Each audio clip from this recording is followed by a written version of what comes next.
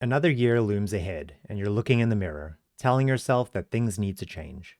It seems like the perfect time to make a New Year's resolution. But what is a resolution? Is it a kind of plan, a desire, or a prediction? It seems that there must be more to it than that. The philosopher Richard Holton defines a resolution as an intention whose function is to hold firm against anticipated contrary inclinations. In other words, a resolution is supposed to strengthen our future self so we can stick to our plans when faced with temptations to do otherwise. Unfortunately, the mystery doesn't end there, because we still don't know how a resolution is supposed to strengthen our future selves, and thus secure our future plans. We make resolutions to help us do the things that we want to do. But if we already want to do those things, why isn't that enough to simply do them? What extra thing does a resolution add? Well, maybe resolutions are a kind of reason, adding to the decision-making process and tipping things in favor of one course of action over another. But that seems to imply that you can just make up reasons out of nothing simply by resolving to do something. And why would a reason produced by a resolution be any more resistant to temptation than regular reasons?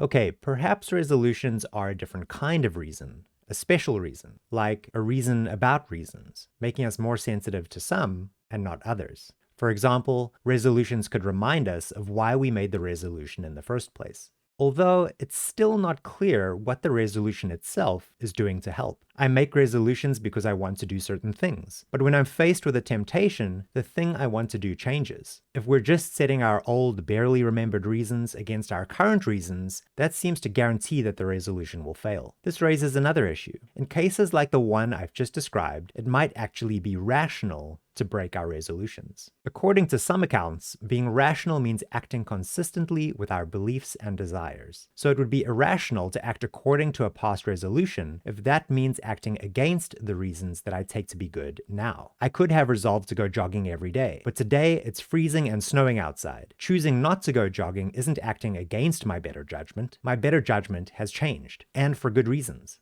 At this point, resolutions don't seem to make a lot of sense, so let's rewind a bit and consider again who we are at the moment we make a resolution. What that person fears is that their future selves will not give proper weight to the reasons that they now consider to be most important. Doesn't that person have at least some legitimate reasons to hope that they stick to their resolutions? Perhaps what they need is a reason to hold fast to a resolution, even though it might be rational to break it later on. Maybe we can say that breaking a resolution is immoral, because it's like breaking a promise that we make to ourselves. However, a promise generates an obligation to the person that we make the promise to, and that person can dissolve the obligatory power of the promise at a whim. In the case of a self-promise, that person is us. This means that self-promises are things we can break whenever we choose, for no reason, and with no moral cost to anyone. So self-promises appear to be powerless.